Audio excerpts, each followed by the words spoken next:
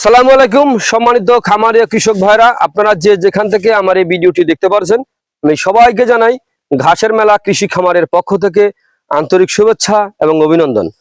আজকে আসলাম একটি ঘাসের জমিতে আপনাদেরকে দেখানোর জন্য। এই যে আমি যে জমিতে দাঁড়িয়ে আছি, এটা হচ্ছে আমেরিকান গুয়াতিমালা 5G ঘাসের জমি।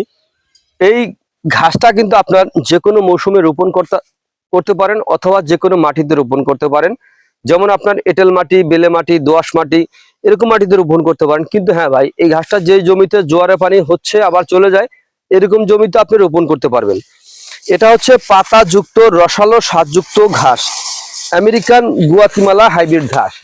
এই ঘাস খাওয়ালে আপনার খামারে কখনোই লস হবে না ইনশাআল্লাহ, কারণ ঘাসে খরচ কম, দানাদারে খরচ অনেক বেশি।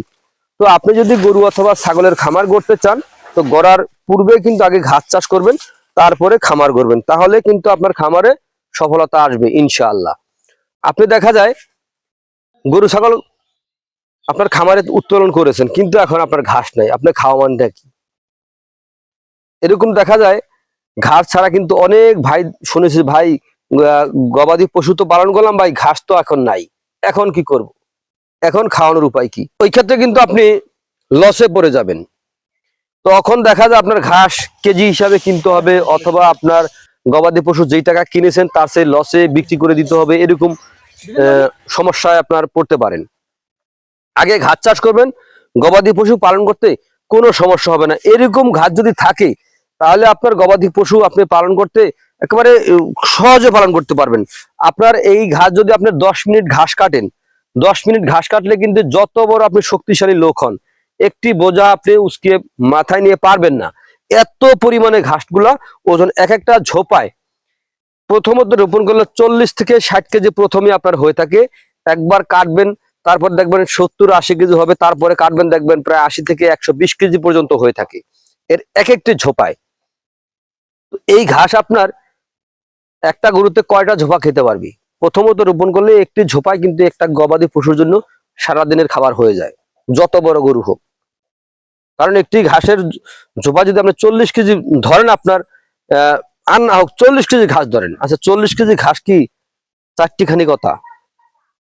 তো আমি বলবো আপনারা গরু অথবা ছাগলের খামার গড়ার পূর্বে আগে ঘাস চাষ করবেন, তাহলে আপনার খামারে কখনই লস হবে না ইনশাআল্লাহ।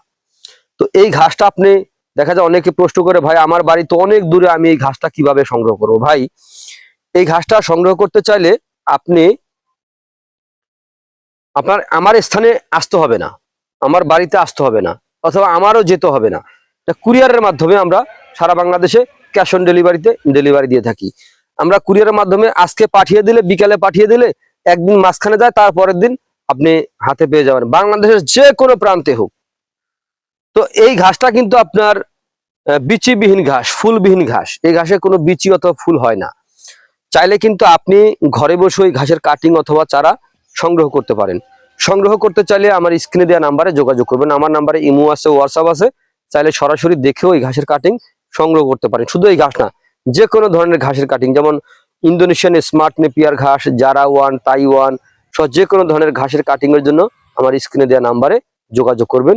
সকলে ভালো থাকবেন, সুস্থ থাকবেন। আল্লাহ হাফিজ।